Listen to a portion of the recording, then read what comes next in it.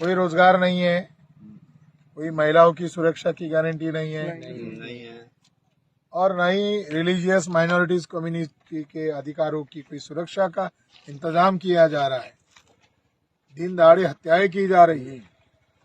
तो इसके लिए इलेक्ट्रॉनिक वोटिंग मशीन जिम्मेदार है, और आम लोगों को अब इस बात का एहसास हो रहा है। जो ज्यादा भुगत रहे उनको इस बात का एहसास हो रहा है। तो इसके लिए गांव-गांव में हम लोग ये अभियान के जरिए से, अगर 2024 में भी बीजेपी के लोग घोटाला करेंगे, जैसे वो दावा कर रहे कि वही आने वाले, तो ईवीएम का घोटाला अगर करते हैं तो हम लोग ईवीएम मशीन फोड़ेंगे। जी सर, बिल्कुल। जी। तो आप लोग इसके लिए सहमत है? कौन ईवीएम मशीन फोड़ने वाला हाथ में करो। गांव-गांव में इस तरह के लोगों में गुस्सा है और लोग चाहते हैं ये परिवर्तन हो। ये जन आंदोलन, जन क्रांति का स्वागत है। आप लोगों का धूप में भी आप लोग हमारा इंतजार कर, इसके लिए आपका शुक्रिया।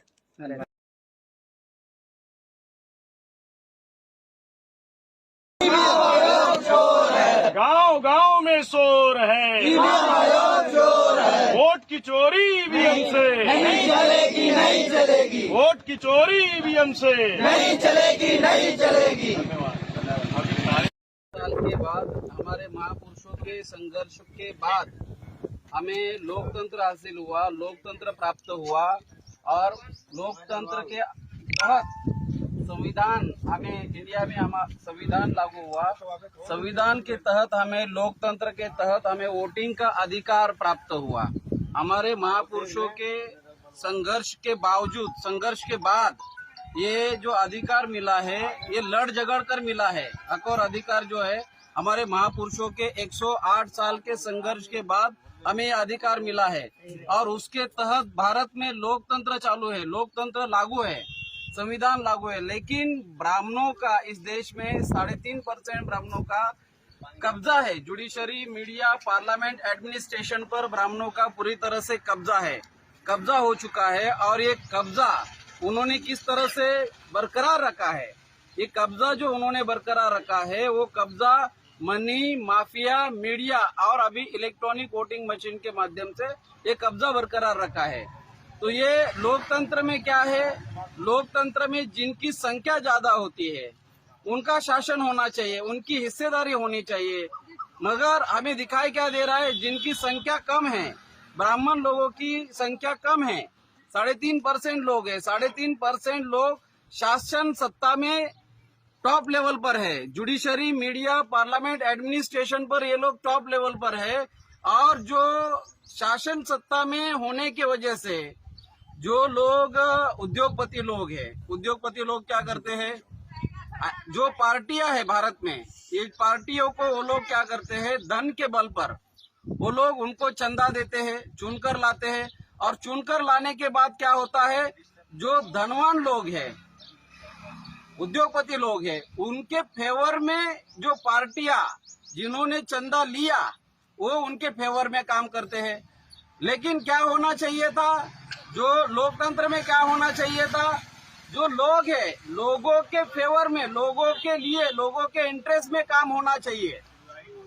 जो लोग लोकतांत्रिक जो संस्थाएं हैं, भारत की जो लोकतांत्रिक संस्थाएं हैं, लोकतांत्रिक संस्थाएं मतलब जो प्राइम मिनिस्टर से लेके, चीफ मिनिस्टर से लेके, राष्ट्रपति से लेके एमपी एमएलए, ये लोग शपथ लेते हैं, संविधान की शपथ लेते हैं। संविधान की शपथ क्या लेते हैं, लोगों की रक्षा करेंगे, संविधान की रक्षा करेंगे।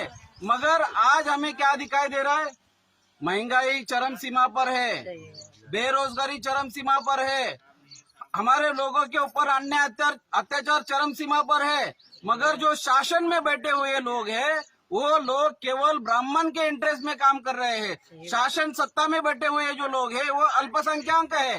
कांशीराम साहब बोलते थे कि वोट हमारा, राज तुम्हारा नहीं चलेगा। वोट हमारा मतलब किसका वोट है, SC ST OBC माइनॉरिटीज के जो लोग हैं, ये संख्या में ज्यादा लोग हैं, बहुसंख्यक लोग हैं। और आज क्या हो रहा है, अल्पसंख्यक लोगों का बहुसंख्यक लोगों पर राज हो रहा है, राज चल रहा है। और ये राज किस तरह से कायम है, मनी माफिया, मीडिया एंड आज अभी वो इलेक्ट्रॉनिक वोटिंग मशीन के माध्यम से, मतलब जो अधिकार हमारे महापुरुषों ने हमें हासिल करके दिए, वो अधिकार से क्या हुआ? वोटिंग का अधिकार, वोटिंग मतदान नहीं है, वोटिंग राइट है।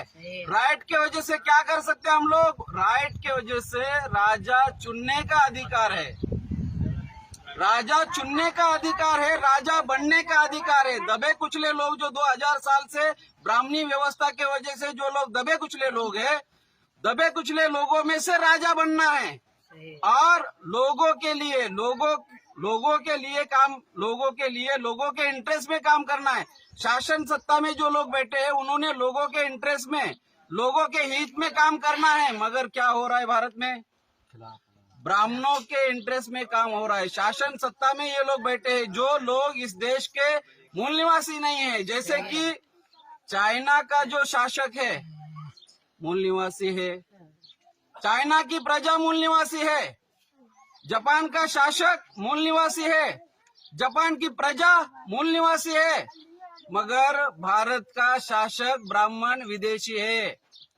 हमारे लोगों को जब तक ये बात समझ में नहीं आएगी, भारत का शासक 3% अल्पसंख्यक है। 2000 साल पहले भी वो अल्पसंख्यक था, आज भी वो अल्पसंख्यक है। और हम लोग 2000 साल पहले बहुसंख्यक है, आज भी बहुसंख्यक है, मूल निवासी है। और मूल निवासी लोगों के ऊपर अल्पसंख्यक विदेशी शासन कर रहा है। उसमें सबसे बड़ा रोल जो मनुस्मृति, आज तक जो मनुस्मृति उन्होंने अप्लाई किया, आज की मनुस्मृति ईवीएम है।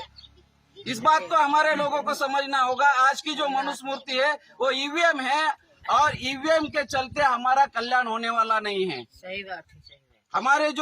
हमारे जो पीड़ित लोग हैं, जो दबे कुचले लोग हैं, बहुजन समाज के जो लोग हैं, उनका कल्याण होने वाला नहीं है। इसलिए मेश्राम साहब ने यह ऐलान किया है, आने वाले 2024 में हम लोग 15 लाख लोगों को, एससी के 15 लाख, एसटी के 15 लाख, ओबीसी के 15 लाख, माइनॉरिटी के 15 लाख, महिला 15 लाख, आने वाले समय में अगर चुनाव आयोग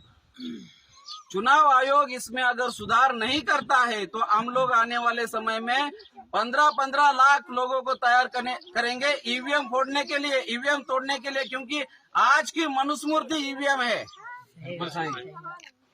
तो आज के इस मौके पर मैं इतनी बात कहना चाहूंगा। धन्यवाद।